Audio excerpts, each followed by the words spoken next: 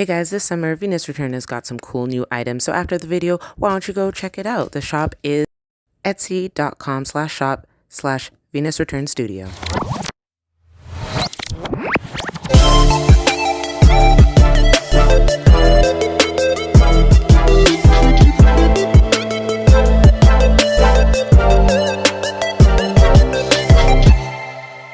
Welcome back to another Lock Review Monday.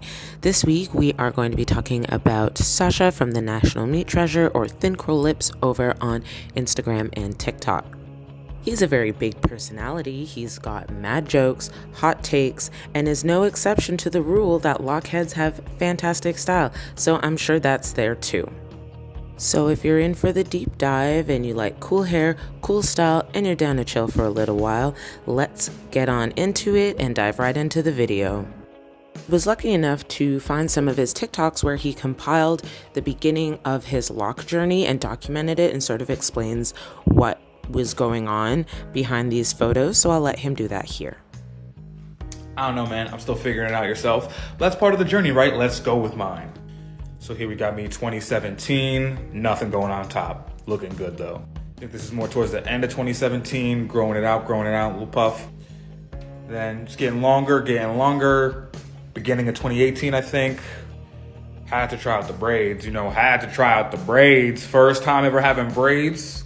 I look goofy because I'm so fat here, but whatever. Took the braids out. Inches. Had to rock a cute little bun, little buns, little ponytails, little pigtails. Put the braids in one more time, 4-piece this time instead of like the little ones. I think we're crouching on pandemic now because, everybody had to shave their beard and experiment with their hair while they was locked in the house. Tried box braids next, love that. Took them out for the pop smokes. Hoofs one more time. And then I put these box braids in and never took them out, and now we're here. Let's keep it going then, document the lockery. First, we got the fro before the box braids go in. Then we got the box braids in. This was when they were looking a little frizzy, so I was starting to feel like somebody. I actually probably didn't get my first retwist till many months after getting box braids in. Yeah, this is when they got real frizzy. Then I tried out the braids. These look so cool, but they hurt so much. Like sleeping on them, like that just big knots of hair, it hurts so bad. Editing me here, just popping in because I have to ask, because I have never heard anybody not say that. And I know they look so good, and I know sometimes we sacrifice a little bit of comfort for style, and in the exception of braids and styles and updos, I get it because they look freaking phenomenal, but I've never heard anyone be like, yeah, it was great, myself included. I used to do those styles with my first set of locks way back in the day, and I also know that this excessive like upbraiding or updo braiding and doing twisting the hair down really tightly can cause traction alopecia in the long run, right? I feel like I've heard people express that. I know people who have personally experienced that and cut off their locks. So if anyone has tips and tricks to not do that, or if hairdressers are noticing this and other hairdressers continuing to do this, why are we doing that? Why are we doing that? That seems like we're doing a disservice to each other. But if someone does know how to get around that, or how to like have those amazing styles without being painful, and don't say Tylenol to me. Please don't say Tylenol to me, because we know that doesn't actually fix the issue. Anyways, let me stop rambling and let Sasha continue. So I took them out, then went for just a regular retwist, but that lasts for like a day. Tried the braids again, still very painful, probably not gonna do that again.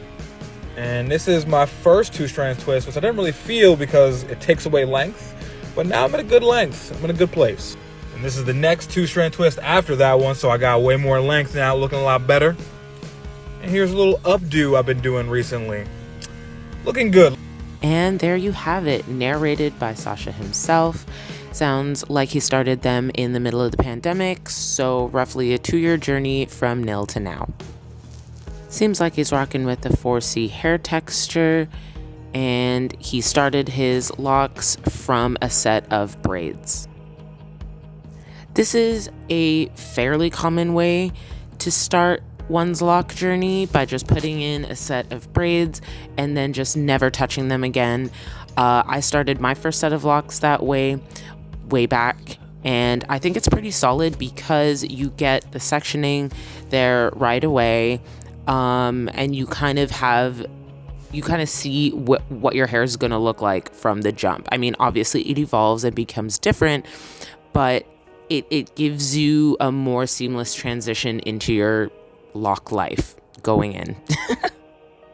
One thing that I do enjoy about locks that are started in this method is that they are a bit more textured for the first couple of years. They've got these little curly cues at the end. They've got these little bumps, these little sort of tiny patterns in them that you don't really get from freeform locks. Freeforms just sort of mold into that straight mature lock, whereas you get more of a texture and curly sort of pattern to look at for the first few years from locks that are started in braids. But the length's coming in for this one. The length's coming in. It's doing him right. And I'm very excited to see where it goes from here. Maintenance-wise, as we've heard from him, seems to be pretty minimal.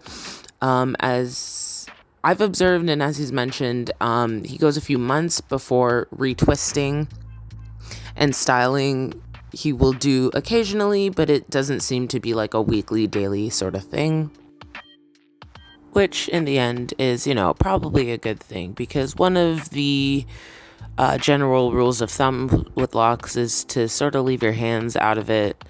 So less is more when it comes to styling. Am I right?